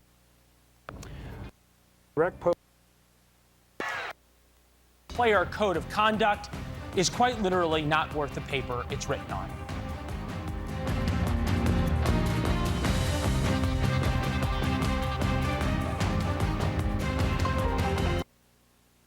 You won't faze me. Unlike Zyrtec, Allegra won't make... About contemporary Russia and Putin's intentions all along, and nobody listened. Now we are fully vindicated alongside our neighbors from the Baltic countries, Romania, the Czech Republic, Slovakia, and many others on the eastern flank who have always been warning about against Russia's growing aggressiveness and imperial ambitions. Now we can see in plain view those barbaric acts of terrorism, actually, in Ukraine.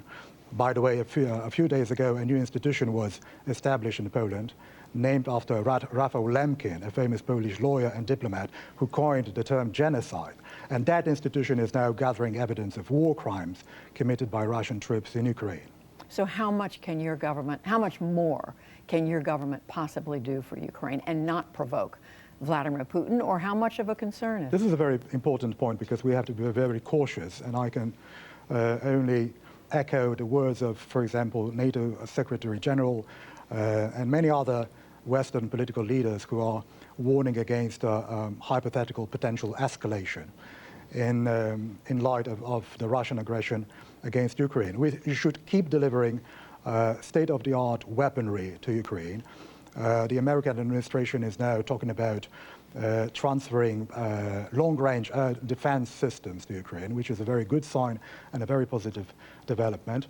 Poland is assisting also Ukraine in this humanitarian crisis, although Poland is now, our reaction was really exceptional, and that outpouring of solidarity and sympathy towards Ukrainians was really remarkable. But Poland is filling up. So we are now, many mayors of Polish cities are now in talks with their counterparts in Europe about the possibility of relocation of those refugees. But we are doing our utmost. We are doing what we really can to ease up the tension and to provide humanitarian assistance to all those, as you rightly noted, more than 2 million refugees who have already arrived in Poland. And I want to ask you about that, but I also want to ask you about, your Prime Minister has proposed a NATO peacekeeping mission of some nature into Ukraine, but we also know that NATO pledged back in the late 1990s, in 1997, that it would not base permanent troops in Eastern Europe. So are you advocating for NATO to change that policy? Yes, you are talking about Russian-NATO Founding Act, which has already been violated by Russia, not by NATO. And of course, we can argue about the definition of the substantial troops on the territory of the so-called new NATO member states. I would like to stress very clearly, we are not new NATO member states. We are just NATO member states. And according to the Article 5 of the Washington Treaty, we are obliged, both Poland and the Czech Republic and Germany and France and Spain and all the other member states of this alliance, to defend each other. So if we see that aggression on the part of one of our neighbors, because Russia is one of Poland's neighbors, we have to be prepared for an escalation for every plausible scenario.